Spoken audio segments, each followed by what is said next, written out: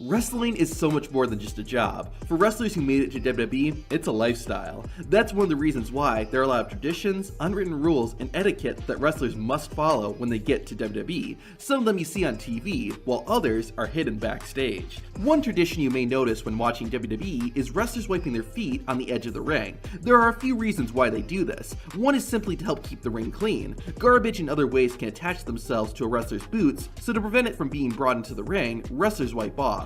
Additionally, it's a sign of respect. Respect for the ring where many wrestlers have given their blood, sweat, tears, and lives, and where many more will in the future. Wrestlers also wipe their feet as a sign of respect to their colleagues who are performing later in the show by keeping the ring clean for them. This next tradition is hidden from fans, and you might not even know it exists. The tradition is cleaning up the locker room. When a new WWE wrestler joins the main roster, it's tradition for them to stay until after the show and clean up the locker room. Additionally, newer talent usually helps out the veteran talent by making sure the veterans have water available, towels, and other things. Newer wrestlers will continue to do this until a veteran tells them they don't have to. While this practice isn't done as much today, wrestlers like Aleister Black and Rusev both said they'd make sure to clean the locker room when they started wrestling on the main roster. In fact, for Aleister Black, Roman Reigns was the person who told him he didn't have to clean up after the shows. Once that happened, it meant that Black had been accepted by the other WWE wrestlers and was part of the team.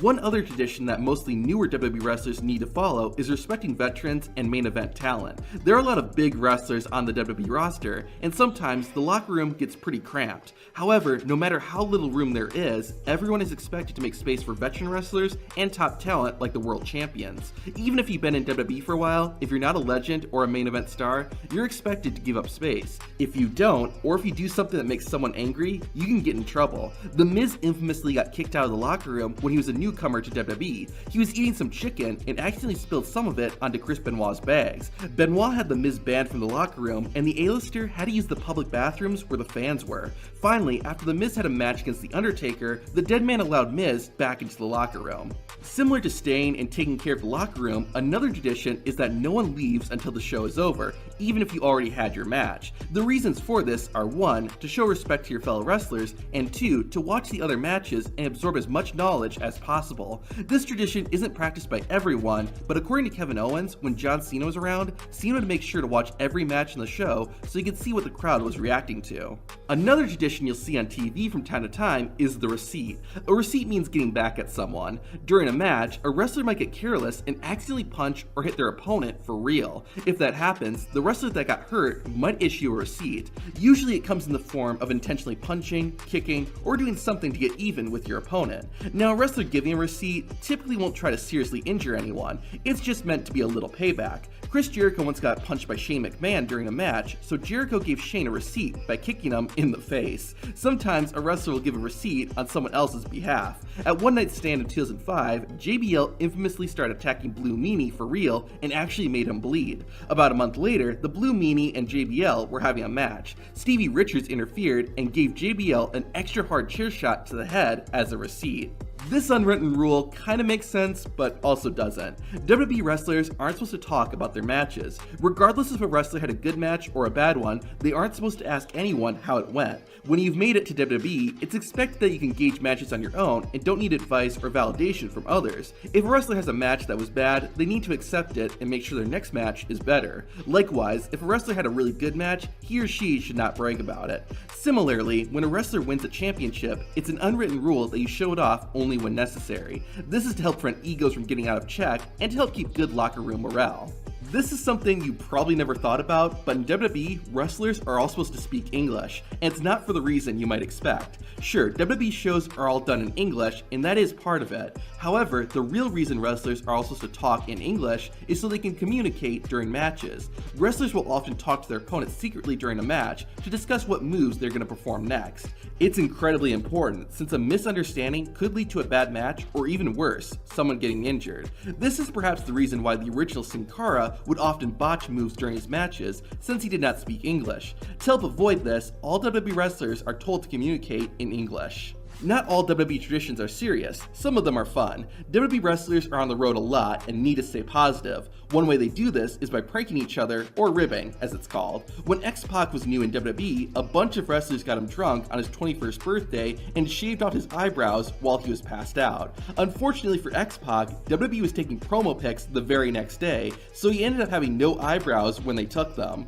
Masked luchadors like Rey Mysterio, Sin Cara, and Kalisto are some of the coolest wrestlers of all time. However, wearing a mask comes with a few rules that luchadors must follow. There's actually an official commission in Mexico that makes sure wrestlers are obeying these rules. This is because the mask is seen as a wrestler's biggest possession, even more important than championships. So what are the rules that a masked luchador must follow? Well, first, if you lose your mask, you can't wear it ever again. If a wrestler loses a mask versus mask match, he or she must unmask and is never allowed to compete with that mask again. The reason is to protect the integrity of mask versus mask matches, or any match where a luchador puts their mask on the line. If someone just kept wearing their mask after losing, then a luchador putting their mask on the line wouldn't have any value. This is why mask versus mask matches are such a big deal in Mexico. If a luchador loses his or her mask, they are still allowed to wrestle, but they have two options: wrestle without a mask, or create a new character and wear a new mask. If a luchador breaks the rules and continues wearing their original mask, the Lucha Libre Commission can actually fine them. In fact, there was some controversy over this rule with Rey Mysterio. While wrestling in WCW in 1999, Mysterio teamed up with Conan to take on Kevin Nash and Scott Hall in a hair versus mask match. Rey ended up losing and was forced to unmask on live TV. Mysterio honored the rule and wrestled without his mask until WCW shut down in 2001. Even when he returned to Mexico, Rey still did not wear his mask. However, when Rey Mysterio joined WWE in 2002, Vince McMahon personally requested that Mysterio bring back his mask. Rey went to the Lucha Libre Commission and asked for permission to wear his mask again. Despite some outrage from fans, the commission gave Rey the okay, since Mysterio didn't lose his mask in a traditional mask versus mask match, and it didn't happen in Mexico. However, a few years later, WWE wanted to do shows in Mexico. The Lucha Libre Commission was okay with that, but they wanted Rey to wrestle without his mask, since he had already performed in the country without it. After a few discussions, the Master of the 619 was able to get the okay and wrestled in Mexico with his mask again. It might seem like Rey Mysterio was given special privileges, and while that could be true, there is another explanation. When wrestling journalist Dave Meltzer was asked about this, he revealed that the Lucha Libre Commission isn't as strict about the rules as they once were. This is also likely why Juventud Guerrera, who was also unmasked in WCW, was allowed to wear his mask again later in his career. After a luchador is unmasked, it's not just their face that gets revealed, but their identity as well. Immediately after unmasking, the wrestler's legal name, age, years wrestled, and birthplace is all revealed. This is also enforced by the Lucha Libre Commission and can be a really big deal, especially if it turns out that the unmasked luchador is part of a famous lucha family. In the age of the internet and social media, some of this information is already publicly available, even for luchadors who haven't been unmasked. However, there are a number of masked wrestlers today whose true identity is still a secret. Fans still don't know the real name of former WWE wrestler Grand Metalik. Even the names of current AEW wrestlers like Pentagon Jr. and Rey Fenix are unknown to everyone except close family and friends. This one is more of an unwritten rule, but even when they aren't competing, masked wrestlers almost always wear their masks. One of the most famous luchadors, El Santo, was very serious about this and would even wear his mask when he went out to eat. Even masked wrestlers who aren't luchadors will still cover their faces when they are out in public. Before King was unmasked, he would wrap a towel or wear a ski mask when entering arenas so fans wouldn't know what he really looked like. So if masked luchadors wear their masks even in public, what do they do when they need to fly on a plane? In situations like this, where a luchador can't wear his or her mask, they'll travel unmasked. If a masked luchador is following the rules, nobody will know what he or she actually looks like, and they can travel without their identity getting revealed. However, the masked luchador will usually travel alone, without any of their fellow wrestlers, to prevent people from getting suspicious. This has become harder and harder, thanks to almost everyone having a phone that can take pictures, and the ability to share them instantly with the world via social media. When WWE does shows in Saudi Arabia, you'll notice something unusual. All the female wrestlers wear special gear that covers almost their entire bodies. The male wrestlers wear their regular attires, so why do the women change up their look? The reason is that they have to by law. Saudi Arabia's legal system is based on Sharia law, which comes from Islam and is a code for Muslims to live by. Part of Sharia is dressing modestly, and this has influenced dress laws in Saudi Arabia, especially for women. When in public or around men, women are expected to cover almost their entire body and wear loose-fitting clothes that don't show off their figure. These rules also apply to WWE when they do shows in Saudi Arabia. In 2019, when Natalya and Lacey Evans fought in the country's first ever women's wrestling match, they wore full-body attires that only exposed their hands and heads. Additionally, they wore t-shirts to comply with the law and not reveal their figure. These rules are so strict that the Saudi General Sports Authority had to apologize publicly when WWE aired a commercial at the Greatest Royal Rumble event that showed female wrestlers in their normal attire because it was an indecent scene. This is likely the same reason why WWE removed the clips of the female dancers from DX's entrance graphics during their reunion match in 2018. However, these dress code rules are starting to change. In early 2022, at the Elimination Chamber event in Jeddah, the female WWE stars didn't have to wear any shirts, just their bodysuits.